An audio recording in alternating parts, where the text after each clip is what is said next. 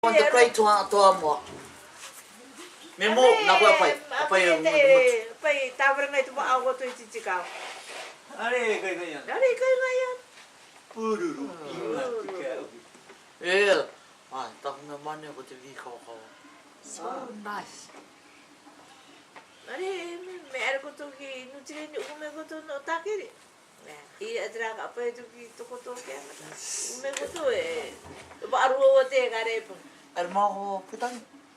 Erang mo ta kabe elmo pinala ta chichi mata ko tere mo pick up the BT ita ajuj. Elmo ko ite ka mo lis. Ato tangi ka to count to frame.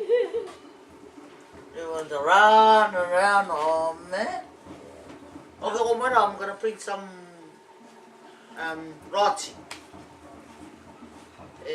We got a cutting. Now we're going to put the list. Ari me akaman pe mi de ko to. No, ako na titsikaw ka. Trach. What's about Cutting But I wanna give it to you. But wait, tanong ko yan is. Ako jibu ko. Wami ito kaya nung chinirin ba? Sino tulak di ba? Katipyo ra ko ako. Iya, kapag may ginawa niya na oray man niya chili. Okay. Ruwa kara. Takbu. Me ari.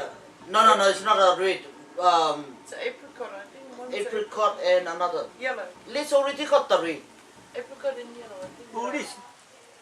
Let's already got the red. Wa bani ra mo elbele. Oh. Ari ka ta tanong ni tikan na ko taman tikan. Oh no, bring it away. What?